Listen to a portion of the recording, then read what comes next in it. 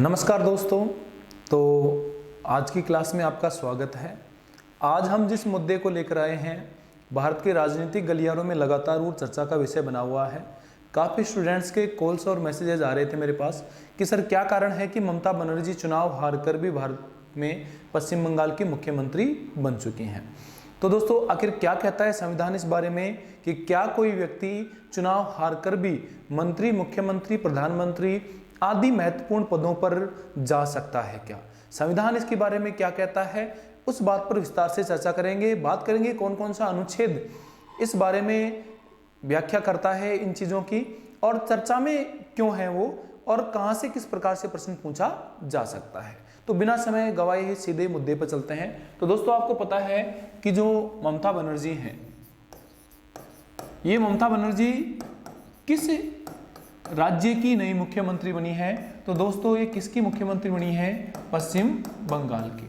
सबसे पहले तो आपको ये ध्यान रखना है कि पश्चिम बंगाल में जो असेंबली सीट्स हैं टोटल वो हैं 294, 294 विधानसभा की सीटें हैं। हालांकि चुनाव 2 सीटों पे नहीं कराया गया, 292 सीटों पर ही कराया गया।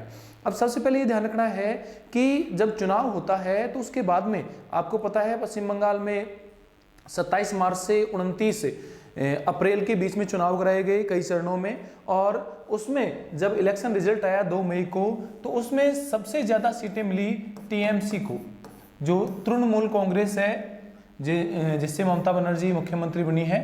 तो इसको 213 सीटें प्राप्त हुई, ये भी ध्यान रखना है आपको। और दूसरी इंपॉर्टेंट पार्टी वहाँ बनी है भारतीय जनता पार्टी, जिसको 77 सीटें प्राप्त हुई हैं। तो दोस्तों पश्चिम बंगाल में सबसे पहले तो आपको ये ध्यान रखना है कि पूर्ण बहुमत की सरकार बनाने के लिए टोटल सीटें चाहिए 148। 148 सीटें जिस पार्टी को मिल जाती हैं वहां पर उसकी फुल मेजोरिटी की सरकार बन जाती है। तो टीएमसी को पूर्ण बहुमत से भी काफी ज्यादा सीटें प्राप्त हुई हैं, तो बहुमत प्राप्त करने में उसको कोई भी दिक्कत नहीं है। लेकिन जो वहां चर्चा में रहा सबसे बड़ा चुनाव वो था नंदीग्राम सीट। दोस्तों पश्चिम बंगाल में ममता बनर्जी ने जो चुनाव लड़ा था वो कौन सी सीट से लड़ा था दोस्तों? नंदीग्राम। तो ये भी ध्यान रखना आपको। और नंदीग्राम से इनके विपक्ष में, यानी कि यहां पर चुनाव ममता बनर्जी वर्सेस शुभेंदु अधिकारी। शुभेंदु अधिकारी बीजेपी से थे और ममता बनर्जी टीएमसी से। शुभेंदु अधिकारी ने ममता बनर्जी को 1956 वोटों से हरा दिया दोस्तों।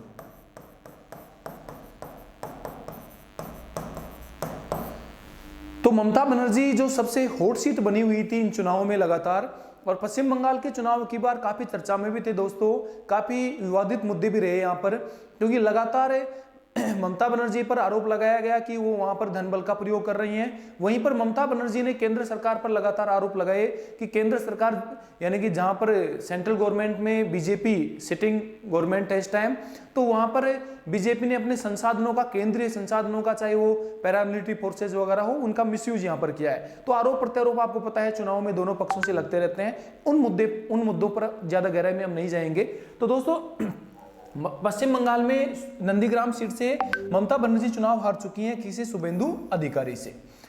अब फिर भी वो सीएम कैसे बने, इसके लिए हम थोड़ा सा संविधान में चलते हैं। ये पक्ष भी आपको पता होने चाहिए, क्योंकि वो चीजें तभी समझ में आएंगी आपको जब इन पक्षों का आपको पता होगा।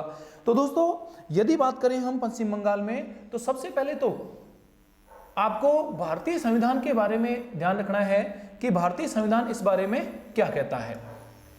तो भारतीय संविधान का अनुच्छेद 164, इसका जो क्लोज 4 है, तो अनुच्छेद 164 का क्लोज 4 कहता है कि जो राज्यपाल है, ये राज्यपाल कोई व्यक्ति है और यदि उसकी एज 25 प्लस है तो उसे मंत्री नियुक्त कर सकता है। दोस्तों मुख्यमंत्री भी एक मंत्री होता है, वहां अलग से मुख्यमंत्री शब्द का प्रयोग नहीं किया गया है।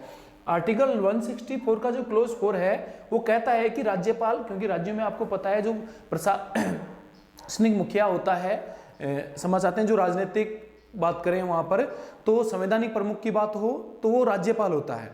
और राज्यपाल को ही ये पावर मिली हुई है कि वो मुख्यमंत्री और अन्य मंत्रियों की क्या करता है, नियुक्ति करता है। तो आर्टिकल 164 का जो क्लोज 4 है वो कहता है कि राज्यपाल किसी व्यक्ति को जिसकी एज 25 प्लस है उसे मंत्री नियुक्त कर सकता है, लेकिन किस बेस पे करेगा वो इंपॉर्टेंट बात है। किस बेस पे करेगा, उसी के लिए अनुच्छेद 164 कहता है कि जो बहुमत प्राप्त दल है। अब दोस्तों यहां पर बहुमत प्राप्त दल का मतलब क्या है, अभी थोड़ी देर पहले इसीलिए चर्चा की थी मैंने कि पश्चिम बंगाल में टोटल सीट है 294 और उसमें से 148 जिसको प्राप्त हो जाते हैं उसकी पूर्ण बहुमत की सरकार बन जाती है। हालांकि कई बार यदि किसी अकेली पार्टी को 148 ना मिले और कुछ पार्टियां गठबंधन करके भी उस बहुमत के आंकड़े पे पहुंच सकती हैं, लेकिन उसको कहेंगे गठबंधन सरकार। तो जिस पार्टी ने वहां पर चाहे वो गठबंधन किया हो चाहे अकेली पार्टी की इतनी सीटें प्राप्त हुई हो उसे कहेंगे बहुमत प्राप्त दल। तो दोस्तों बहुमत प्राप्त जो दल है वो बहुमत प्राप्त दल अपना एक नेता चुनता है। जैसे मान लीजिए बहुमत प्राप्त दल है टीएमसी, उसने आपको नेता चुन लिया। यदि आप 25 प्लस हो तो वो आपको भी नेता चुन सकते हैं। यदि आप वहां पर राजनीति में कोई खास शख्सियत रखते हो, टीएमसी से जुड़े हुए हो, तो बहुमत प्राप्त दल अपना एक नेता चुनेगा। फिर आर्टिकल 164 राज्यपाल को इस प्रकार से निर्देशित रखता है कि वो इस बहुमत प्राप्त दल के नेता को मुख्यमंत्री नियुक्त करता है।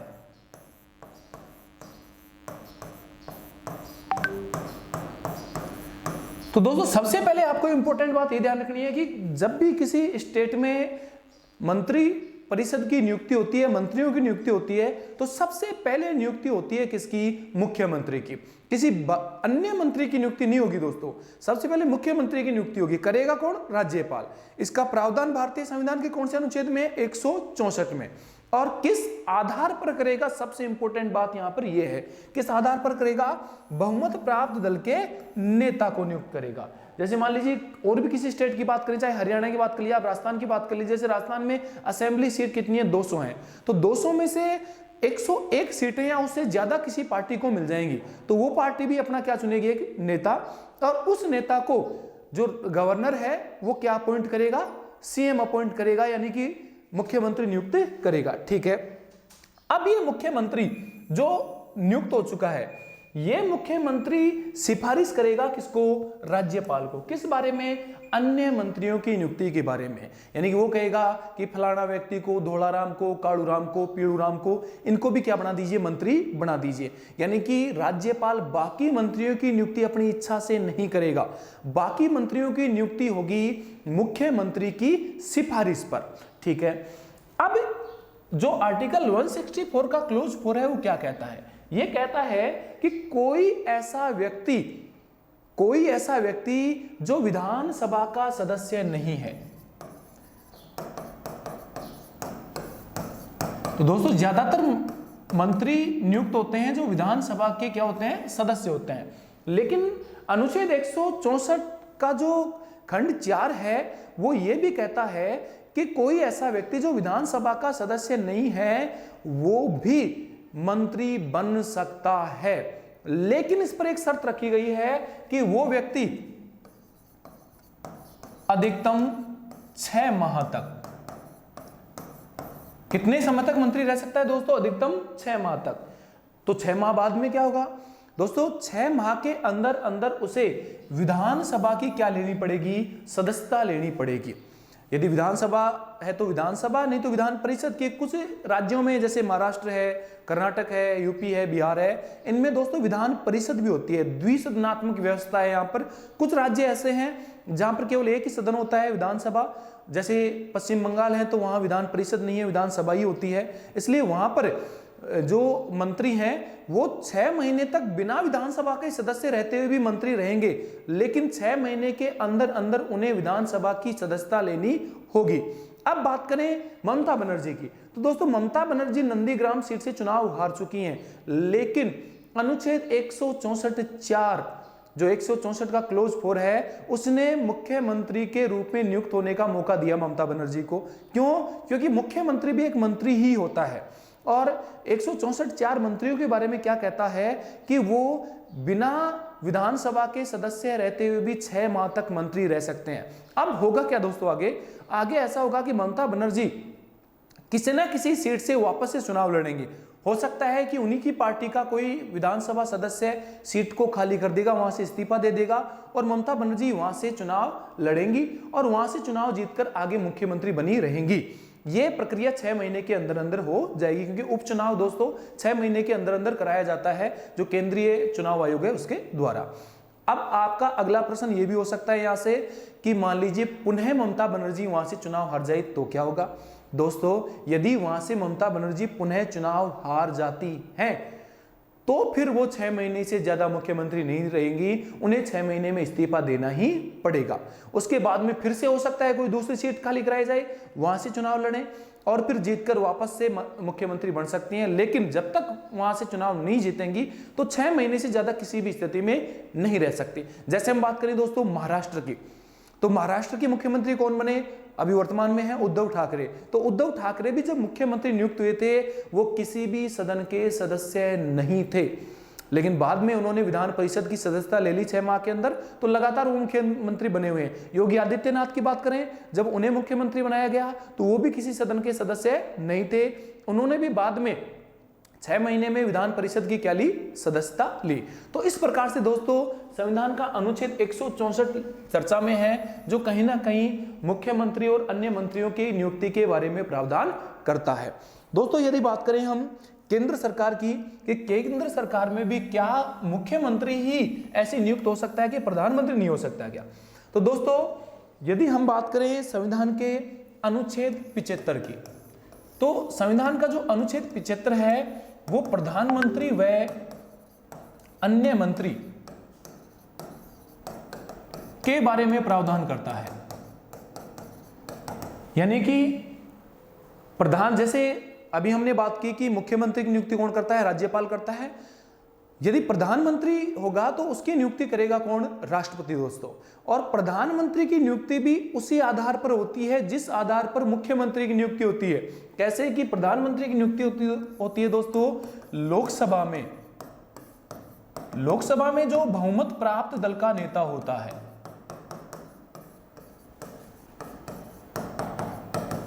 तो लोकसभा में बहुमत प्राप्त दल के नेता को राष्ट्रपति क्या नियुक्त करते हैं दोस्तों, प्रधानमंत्री नियुक्त करते हैं। राज्य में विधानसभा में बहुमत, देखो बातें सेम है, आपको पता है जैसा सदन संसद में केंद्र में लोकसभा होता है वैसा सदन राज्यों में विधानसभा होता है। तो राज्यसभा में विधानसभा में बहुमत प्राप्त दल का नेता और केंद्र में यानी कि संसद में लोकसभा में बहुमत प्राप्त दल का जो नेता होता है उसे वहां प्रधानमंत्री और यहां क्या नियुक्त किया जाता है दोस्तों, मुख्यमंत्री नियुक्त किया जाता है।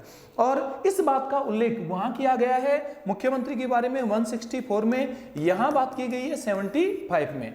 तो क्या भारत में कोई प्रधानमंत्री बिना किसी सदन का सदस्य रहते हुए प्रधानमंत्री बन सकता है? जी हां दोस्तों, बिल्कुल बन सकता है। आर्टिकल 75 का जो क्लोज 5 है, अनुच्छेद 75 का जो खंड 5 है, वो उसी प्रकार की व्यवस्था करता है जिस प्रकार की व्यवस्था अनुच्छेद 164 का खंड 4 यानी क्लोज 4 करता है। यानी कि भारत में भी कोई भी मंत्री राष्ट्रपति के द्वारा नियुक्त किया जा सकता है जो किसी भी सदन का सदस्य नहीं हो। जैसे बात करें फॉर एग्जांपल दोस्तों एस जयशंकर अभी क्या है, भारत के विदेश मंत्री, और जब वो विदेश मंत्री नियुक्त किए गए थे राष्ट्रपति के द्वारा तब वो किसी भी सदन के सदस्य नहीं थे, लेकिन बाद में उन्हें 6 महीने के अंदर अंदर राज्यसभा से सांसद बना दिया गया, इसलिए लगातार वो मंत्री बने हुए हैं। और यदि 6 महीने से ज्यादा समय हो जाता है और किसी भी सदन की सदस्यता नहीं ली हो तो उनको 6 महीने के अंदर 6 महीने होते ही उनका पद क्या हो जाएगा दोस्तों, समाप्त हो जाएगा, उनको इस्तीफा देना पड़ेगा।